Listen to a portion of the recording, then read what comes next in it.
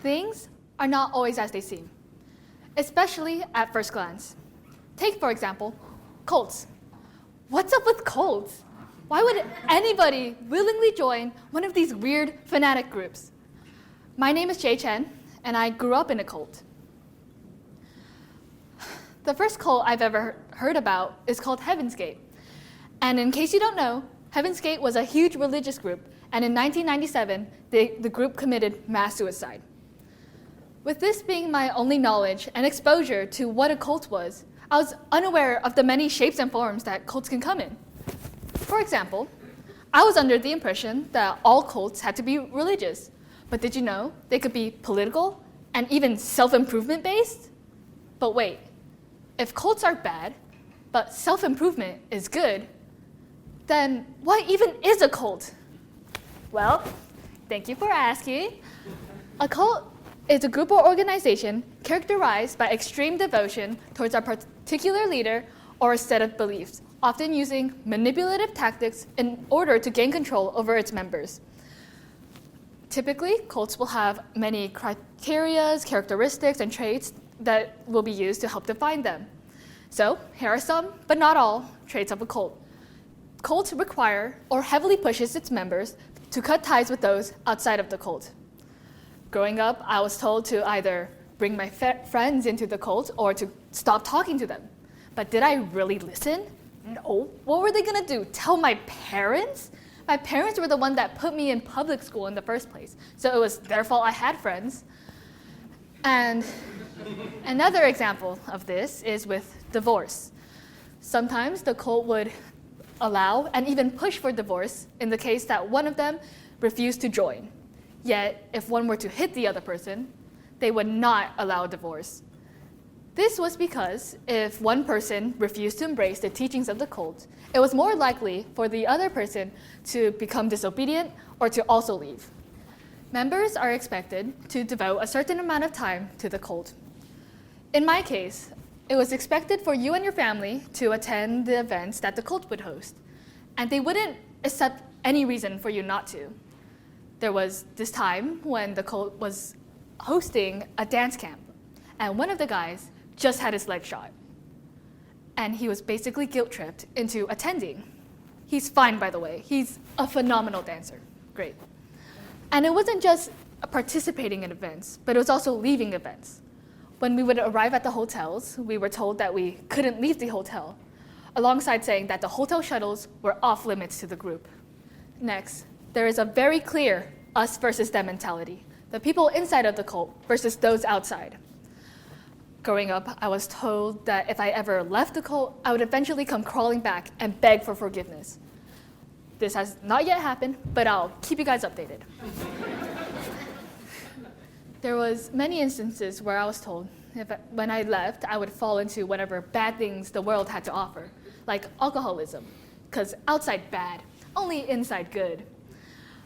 And according to an anonymous person under the pseudonym Cheers, they were taught that only the inside of the cult was safe, and there was nothing good for them if they ever left. They were told they would face failures and curses. And now that they have left, their friends no longer see them as friends anymore, but now, instead, their enemy. Questioning, doubting, or dissenting towards any of the cult's beliefs or practices is heavily discouraged and even punished at times. There was a time, or many times, where I would question the teachings of the cult. And every single time, I was told to throw away my thoughts or that my heart was too high. This basically means that I should just accept whatever the cult was teaching and that I was arrogant for thinking otherwise. And I wasn't the only one that experienced this. According to another anonymous person, they testified that if they were to refuse anything that the cult taught them, they were being arrogant. The leader controls how the cult followers feel, think, and act. For instance, any decision you made had to go through the leader, big or small. There was someone who asked the leader if they can go visit a dying relative, to which the leader said no. And because of this, they were unable to meet their dying relative one final time. And according to another anonymous person, who had been attending the cult for a long time, they testified that the cult was very controlling, to the point that any decisions had to go through the leader, whether it was what car to buy, what job to pursue, where to live, who to marry, and many more.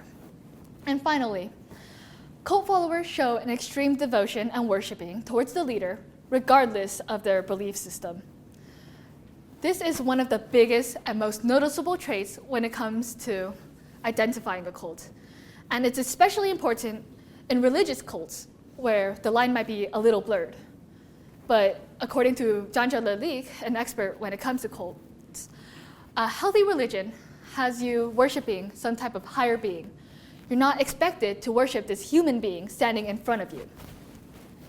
And according to John, once again, a pseudonym, he testified that he too at one point idolized the leader and felt that he was the absolute truth. Now, TLDR, or maybe it should be too long didn't listen. Cults typically require a high level of commitment, using manipulative tactics in order to have the members do what they want. They have little tolerance to disagreements, and especially have an extreme worshiping of the leader. Now, these aren't the only characteristics of a trait of a cult, and there's honestly like a lot. But I think these are some of the most noticeable traits when it comes to identifying one of these cults. Now, that the boringer parts are out of the way, how did my family enter a cult? I won't be getting into too much details, but what basically happened was my mom was extremely unhappy in the church she was attending at that time. And one of her friends heard about this and invited her to a church she heard about. When my mom entered and listened to what they were teaching, she was delighted. And so that's how my family joined the cult.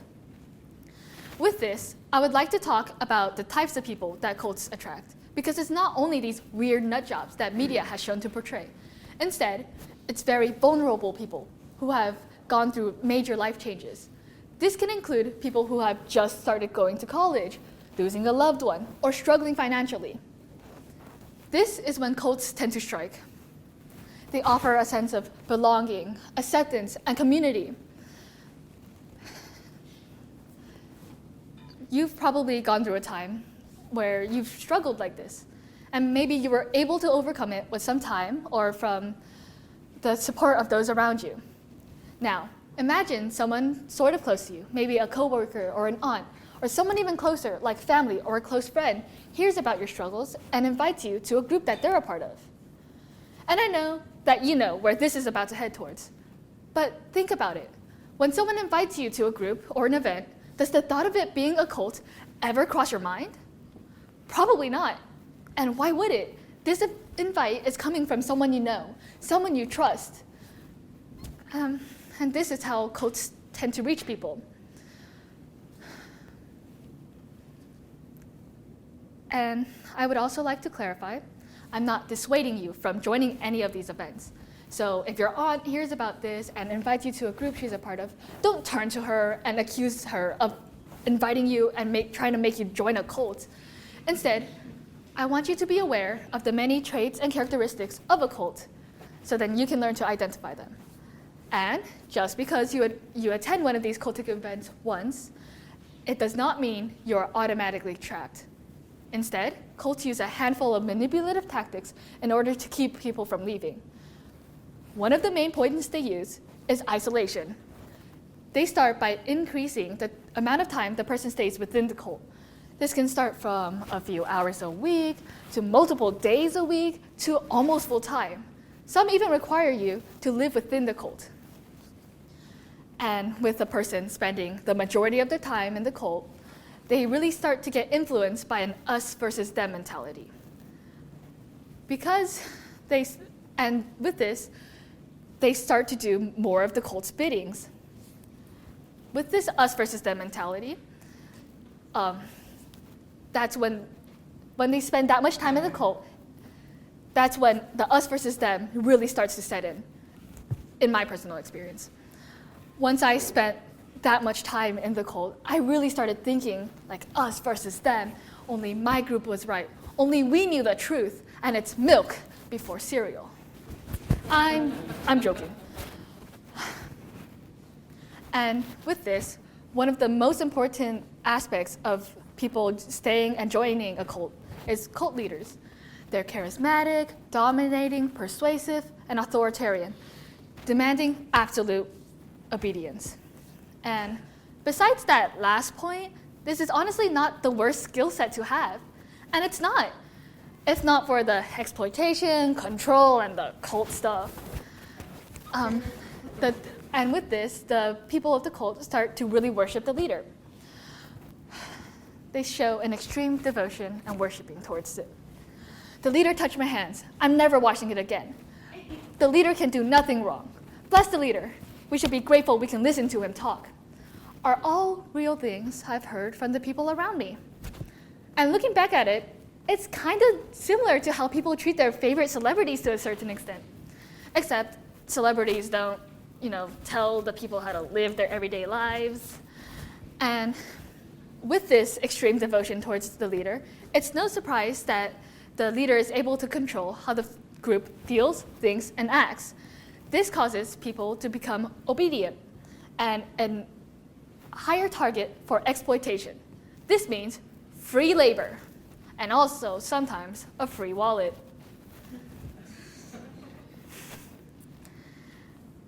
As I grew up in the cult, I never suspected anything was wrong. And for the most part, there wasn't anything wrong. We would attend Sunday sermons, Bible studies, and celebrate so many holidays, including birthdays. But one day, everything changed. For important context, the cult I grew up in had this hierarchy when it came to churches. And it wasn't just like pastors and ministers, but it was also with the churches themselves. Envision a tree. And if you're unable to do so, here's a tree behind me. As you see, as the branches slowly branch out, they get smaller and further away, meaning less to do with the trunk and the main cult. And because the pastor of my smaller branch church was relocated, we were forced to merge with one of the larger branches. And from there, I could finally tell that the tree I was hanging on was rotten. Once my family started attending the larger branch, did I finally feel that something felt off. I felt so exhausted, and I didn't understand why. But hindsight is 20/20, even if my eyesight is not. So here's one thing I noticed. The cult teachings would change in order to best benefit those teaching us. For example, when learning about Jesus and our sins, we were questioned on what do you think your heart looks like? And if I answered with the pure white heart, I was told, so you think you've never sinned. Yet, if I were to point towards any of the other hearts, I was told, didn't we tell you that Jesus took away all of your sins? This caused so much fear and confusion in my life, and I felt like I was continuously losing my foothold. And one day, I figured out why I felt this way.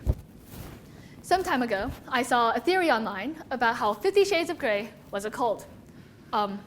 The movies, I mean, not the books. Actually, I don't know if there's a difference. Is this even school appropriate? Anyways, what I'm trying to say is that because this video talked about what a cult was, I got to learn about all the things that cults entail. And from here, my feelings of doubt continued to grow and grow until one day, it crashed. I kept trying to deny it, but I couldn't one day. In 2018, someone I had looked up to had passed away. And during a sermon, I leaned over to my mom and I cried. And instead of comforting me, she turned to me and said, "Why aren't you listening to the pastor?" And I couldn't do it anymore. This is when I truly figured out that there was something wrong with the church that I grew up in. Recently, I asked my parents when they found out that there was something wrong with the cult we grew up in. And my dad admitted that he never liked the larger branch of the cult. He straight up told them, "There is no God here." My dad is pretty sick. On the other hand, my mom never suspected anything was wrong until the pandemic, during which we were in Taiwan.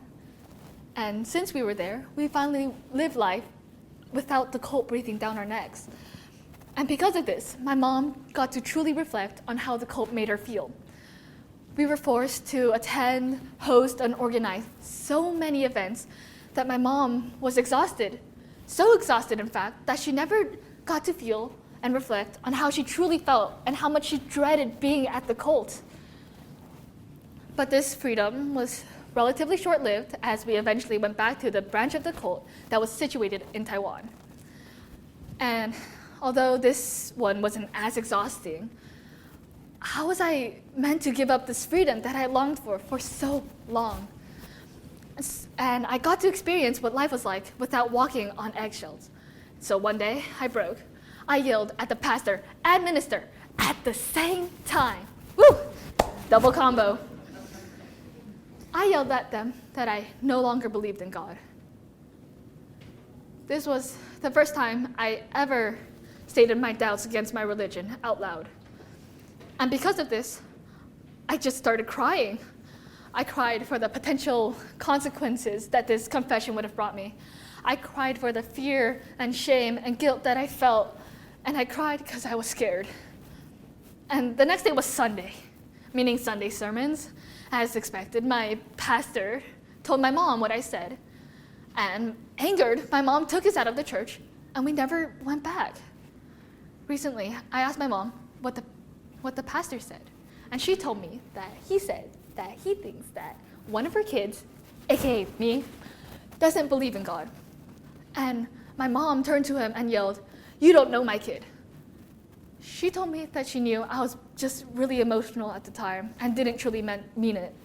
She said she finally understood the pain and suffering we were going through, and how the cult brought us no benefit, not even what they were originally meant to do, which was to teach the Bible. And with this, my family finally left the cult. So, why do people join cults? The thing is, people who do join cults aren't usually aware until it's too late. And it's not like people themselves go around thinking, wouldn't it be cool to join a cult? And it's not like cults themselves go around advertising themselves as a cult. Instead, people start off by believing it to be a regular, ordinary group. But as time goes on, the true nature of the cult is eventually revealed. And I would also like to note that not all cults are dangerous, and some may even have well-meaning intentions, although with a corrupt system that you should definitely leave. It's been 3 years since my family has left the cult, and I've started to feel some of the effects it's had on me. For one, my self-esteem was, and still is, very, very low. I refused to try out new things in fear of failure, and that I would amount to nothing. That was something I was constantly taught, because it made us more obedient that way.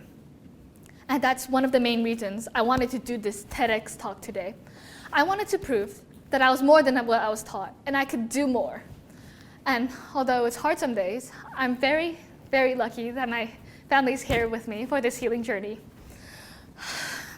Or as my mom likes to call it, breaking free from the spell that the cult has cast on us.